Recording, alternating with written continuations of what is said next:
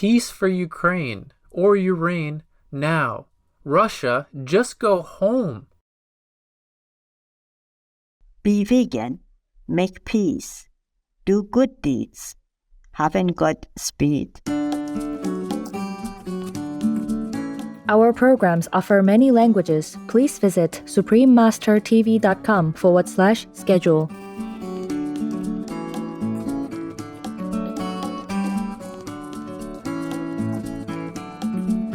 Mali, a rich land with a precious heritage. Continue watching to find out more.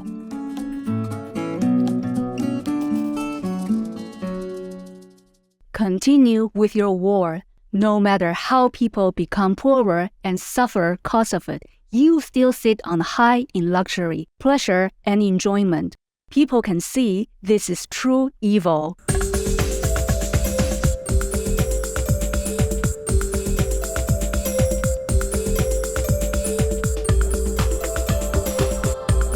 Today's episode will be presented in French and Chinese with subtitles in Arabic, Aulacese, also known as Vietnamese, Chinese, English, French, German, Hindi, Indonesian, Korean, Mongolian, Persian, Portuguese, Russian, Spanish, Thai, and Ukrainian or Iranian.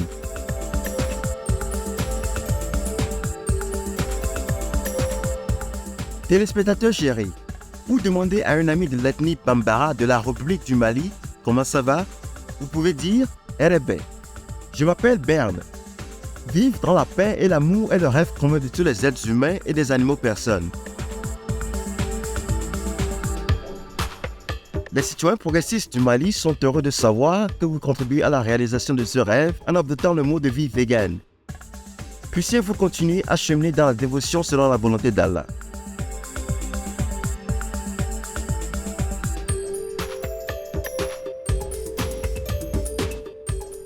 Bienvenue dans votre émission, le Mali, une terre riche au patrimoine précieux. La République du Mali est un grand pays enclavé au cœur de l'Afrique de l'Ouest qui s'étend très loin dans le désert du Sahara. Avec une population d'un peu moins de 22 millions d'habitants, le Mali entretient des relations amicales avec ses pays voisins, notamment la Côte d'Ivoire, le Sénégal et la Guinée. Bien que la langue officielle du Mali soit le français, le Bambara ou Bamana est la langue utilisée par près de 80% de la population.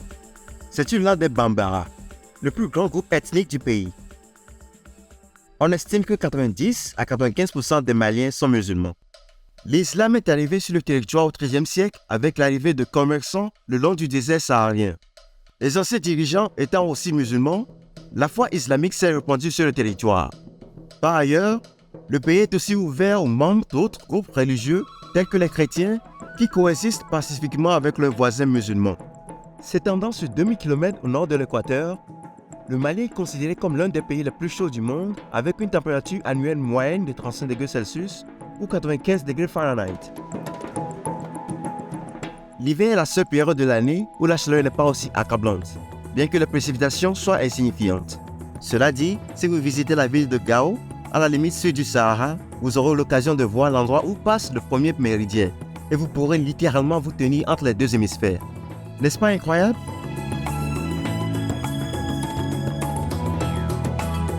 L'agriculture est le secteur économique dominant du pays, notamment la production de coton et de céréales qui comprend le riz, le maïs et le blé. Le thé vert, qui est la boisson nationale du Mali, fait aussi partie intégrante de la vie et est de loin la boisson la plus populaire du pays. Le thé vert est traditionnellement offert pour souhaiter la bienvenue et en signe d'amitié. Lorsqu'un visiteur arrive, l'hôte lui sert ce thé sucré et parfois infusé avec des feuilles de menthe et d'autres épices. Tout le monde se réunit jusqu'à ce que le visiteur ait bu 3 tasses de la même théière. Cette pratique, connue sous le nom de cérémonie malienne du thé, est l'occasion pour tous de s'asseoir ensemble, de discuter et d'apprécier l'arôme de leur boisson.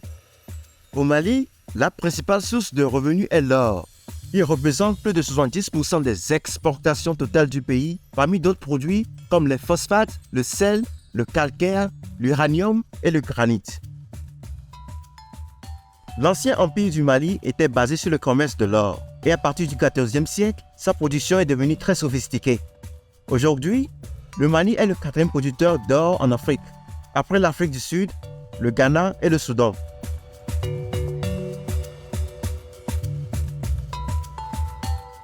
Le pays possède une culture musicale ancienne qui doit une grande partie de son extraordinaire richesse à l'héritage de l'Empire du Mali, fondé il y a près de 800 ans. Depuis des siècles, il existe au Mali une forte tradition orale où des conteurs appelés griots récitent des poèmes et chantent des chansons sur des personnages historiques et des ancêtres de la famille. C'est une façon de perpétuer les histoires et les traditions du pays. Ces chansons et poèmes sont souvent interprétés à l'aide de divers instruments traditionnels tels que le ngoni, un luth à 4 cordes aussi appelé la guitare ouest-africaine. La kora, aussi appelée harpe ouest-africaine, qui possède 21 cordes et combine les caractéristiques du luth et de la harpe. Ou le balafon, une sorte d'idiophone qui crée des sons en vibrant comme une cloche ou un gong. Connu sous le nom de voix d'or de l'Afrique, Salif Keita est l'un des musiciens les plus célèbres du Mali et est un ambassadeur de la musique griotte. Vegan, cause supporting the brutality to the innocent for your own gain is cowardice. Téléspectateurs enthousiastes, arrêtons-nous un instant pour écouter un bref message. Nous serons de retour sous peu. Veuillez rester sur Supreme Master Television. Peace for Ukraine or your reign. Ravi de vous retrouver dans l'émission Le Mali, une terre riche au patrimoine précieux. Tout au long de l'histoire, les nombreux groupes ethniques du Mali se sont mêlés pacifiquement aux jeunes de la région. La danse traditionnelle, qui constitue l'une des expressions les plus révélatrices de la vie et de l'âme africaine, est progressivement intégrée aux danses contemporaines.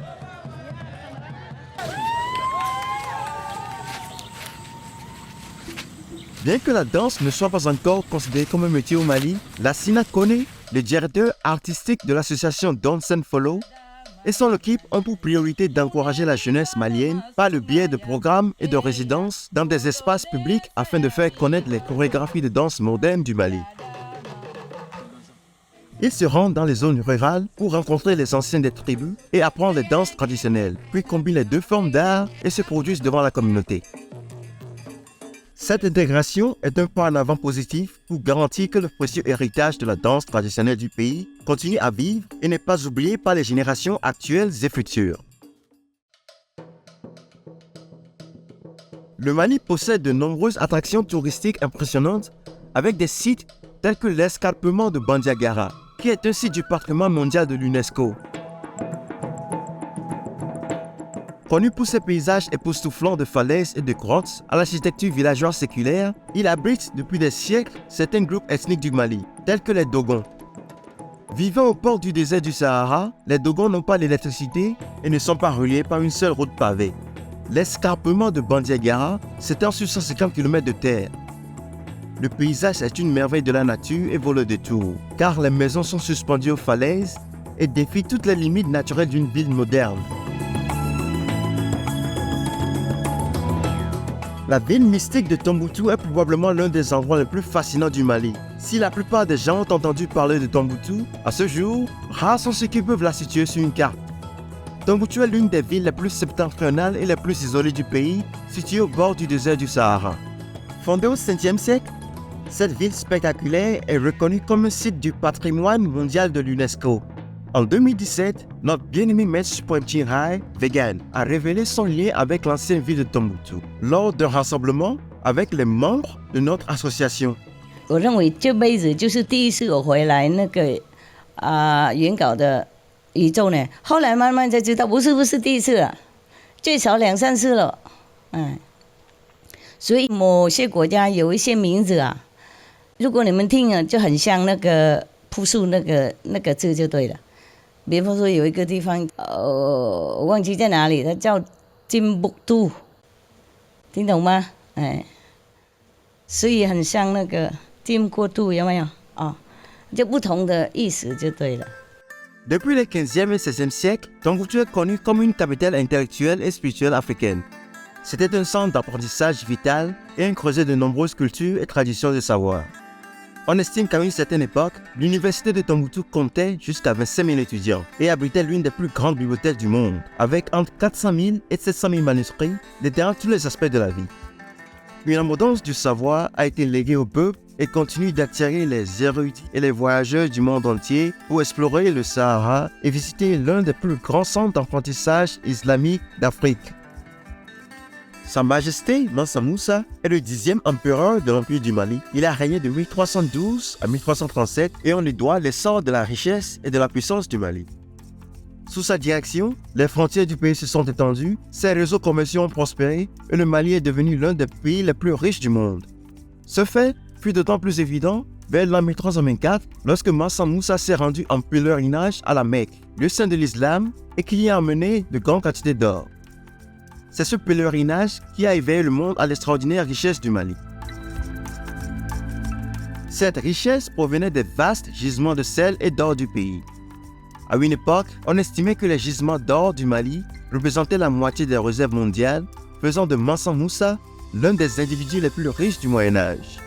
On estime qu'il possédait une fortune d'environ 400 milliards de dollars américains en monnaie actuelle et qu'il aurait été la personne la plus riche vivant aujourd'hui. Il reste célèbre en Afrique de l'Ouest et notamment au Mali, non seulement en raison de sa contribution à la relance de l'économie du pays, mais aussi pour son soutien à l'éducation et à une culture savante, telle qu'elle est représentée dans la ville de Tombouctou. Bien que les routes commerciales se soient progressivement déplacées vers les côtes, on peut encore voir aujourd'hui de nombreux monuments préservés à travers le Sahara. L'un d'entre eux est la mosquée Djenguereber. Construite à partir de la terre même sur laquelle elle repose, la plus ancienne mosquée de Tombouctou est au cœur de la vie quotidienne de l'ancienne cité et a été fidèlement entretenue par les fiers habitants de la ville. La mosquée séculaire, de couleur terre, était un centre éducatif renommé au début du XIIIe siècle. Elle possède 3 cours intérieures, 2 minarets et 25 rangées de piliers. La grande mosquée de Djenné est une autre magnifique structure construite en briques creux. C'est l'un des monuments africains les plus populaires. Il a été construit à l'origine au cours du XIIIe siècle, bien que la mosquée actuelle date de 1907. Elle culmine à 20 mètres de haut, le long d'une plateforme de 91 mètres qui était également un espace d'apprentissage, notamment pour étudier le Coran. Pour leur valeur historique et architecturale exceptionnelle, la grande mosquée de Djenné et la mosquée Djenguereber ont été inscrites par l'UNESCO au patrimoine mondial de l'humanité. Le pays gagnant progressivement en stabilité et en paix, la richesse culturelle et les merveilles naturelles du Mali sont redécouvertes par les gens du monde entier. Nous prions pour que le Mali retrouve sa position glorieuse de centre d'apprentissage de l'islam et devienne un phare d'illumination pour l'humanité. Our bad dietary habits are causing us disease and reduced quality of life. And with climate change, we're at the point that eating animal products really is costing us the earth. The earth is all we have. Dr. Mary Redenbach, MBBS, vegan. Téléspectateurs radieux, merci de votre présence aujourd'hui pour le Mali, une terre riche au patrimoine précieux. Dans un instant, retrouvez l'émission récipiendaire du Shani World Vegan Promotion Award, Jack Norris, vegan, un activiste courageux, désintéressé et exemplaire. Juste après les nouvelles déceptions. Sous la direction divine, puissions-nous bientôt voir la restauration de l'équilibre dans la nature, alors que nous apprenons à mieux protéger et prendre soin de notre merveilleuse et belle planète. Radiant viewers, thank you for your company today during Mali, a rich land with a precious heritage. Up next is Shining World Vegan Promotion Award recipient, Jack Norris, vegan, exemplar of courageous and selfless activism. Right after noteworthy news. Through divine guidance, may we soon see the restoration of balance in nature as we learn to better protect and care for our wondrous and beautiful planet. Russia, go home now. Be vegan, make peace, do good deeds, help, not reach. Our programs offer many languages. Please visit suprememastertv.com/schedule and suprememastertv.com/CTAW. Nos programmes offrent plusieurs langues. Veuillez visiter suprememastertv.com/schedule y suprememastertv.com/CTAW. Nuestros programas ofrecen varios idiomas. Visiten suprememastertv.com/schedule y suprememastertv.com/CTAW。我们的节目提供多种语言，请看 suprememastertv.com/ www.suprememastertv.com/schedule 和 suprememastertv.com/CTAW。